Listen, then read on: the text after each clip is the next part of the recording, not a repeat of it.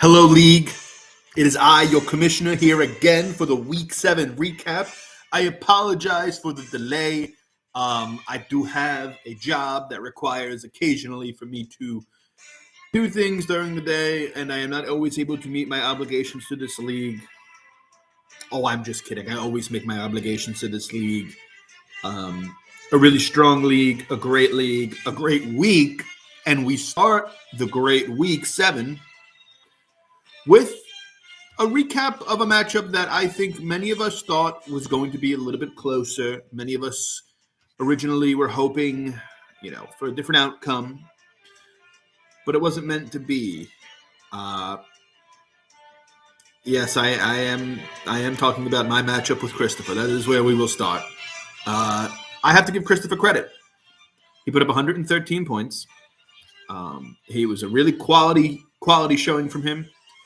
Lamar Jackson at 33, he was pulled halfway through the third quarter, basically, since he was dismantling the Detroit Lions. Stephon Diggs had a good game. Zay Flowers showed up. Jordan Addison almost went to the witch gods, but he didn't. 24 points. James Cook got 16. Didn't get much out of the rest of his team, but when you score that many from that many guys, you don't really need to. 113 points from Gas is going to do it. I had a pretty bad week. My injuries finally showed up. Graham Gano, get off my team. Los Angeles defense, get off my team. Yeah. Next. Congratulations, Christopher. I want to say that. Congratulations. You are 2-5. Oh, no, 3-4. I apologize. I can't count. Not an accountant. 3-4. Next, we go to one of the most unlikely winners of the week, Pakuka Matata. Yes, Pakuka Matata is 3-4 despite struggling to score points, although this week was not a struggle. He started Sam Howell, which is never good, but he did have Puka Nakua, who had 15.4 points.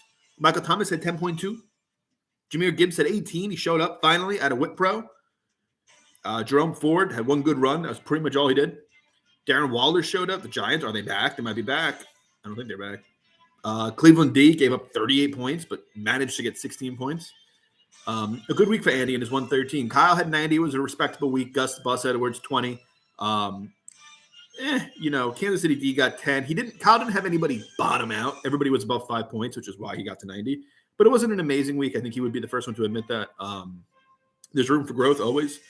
And Kyle's probably admitting that this week, although he is 4-3. He's in 4th place. Andy is 3-4. He's in 10th place. But we'll see what happens. I should also mention Christopher is in 6th. I didn't say that before. I'm sorry, Christopher. Next, we go into a matchup where this one is going to sting. I'm going to call this the Keontae Ingram game. Luke had 2 guys combined for 0.5, and he put up 85 points. So that's pretty good. Basically, imagine you're sitting there, Monday night. You got 85 points. You got 2 guys going. You're like, oh, okay, I think I should be pretty good. Bad news is one of them was Deontay Ingram, who I think just ran cardio. The other was Calvin Ridley, who had 1 catch for 5 yards. It was a tough week. If he starts Darrell Henderson Jr., he wins. But we're not here to talk about ifs, maybes, or buts. We are here to talk about winning and losing. JSN showed up, 12. Rushy Spanish Rice, 12. Jalen Hurts, 24. 12 from Young Ho Koo. 85 from Luke, and he's missing 2 guys. You're okay with that most of the time. On the flip side, Ryan Rico, Tom Gorman, he didn't have anybody really explode other than his boy, Travis Kelce.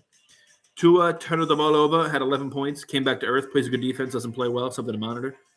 Cortland Sutton is a touchdown machine. Jonathan Taylor is back, fully back.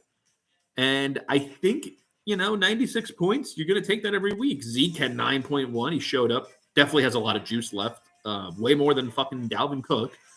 But that's a story for a different day. So 96 points from Tom. He's 5-2. 3rd place. Luke falls to 3-4 and is in 9th place.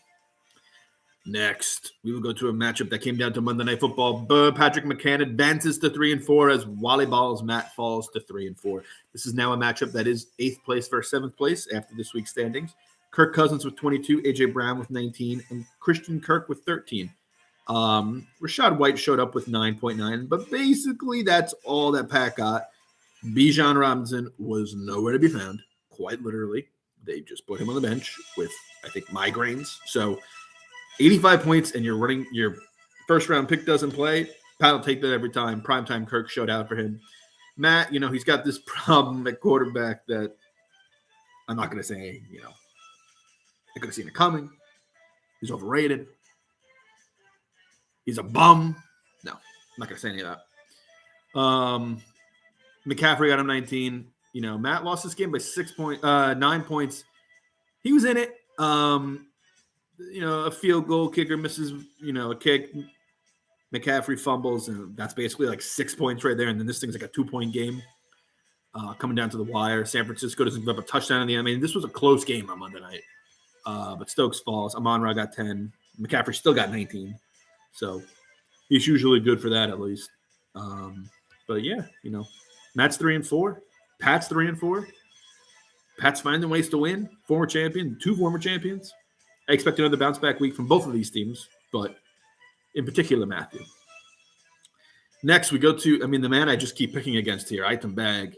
I pick against Tui, and he wins. So I got to tip my cap. He was only projected for 82 points, and he absolutely obliterated that. D'Onta Foreman, what a start. Travis Etienne, he's been a sensational football player.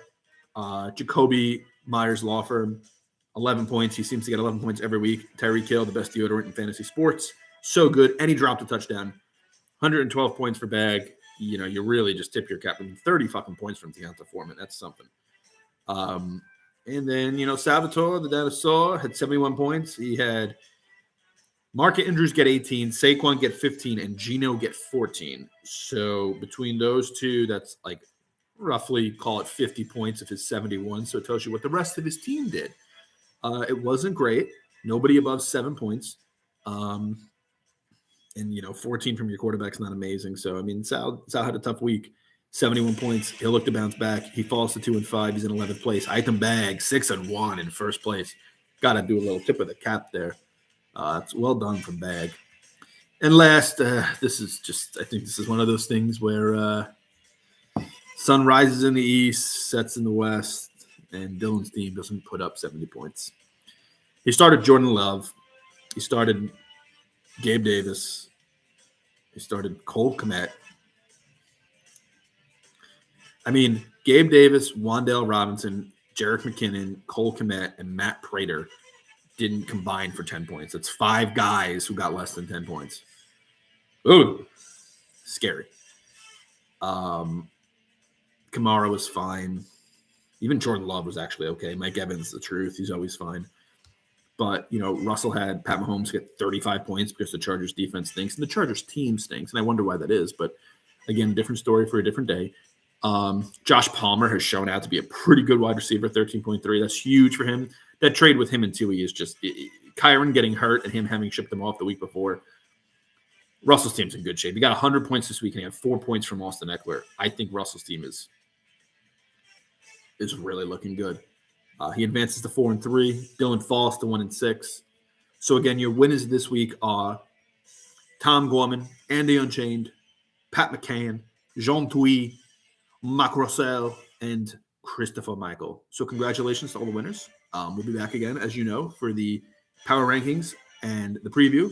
That comes out tomorrow, along with my bet of Thursday night, which I'm telling you right now is the Buffalo Bills, because the Bills always win when they shouldn't.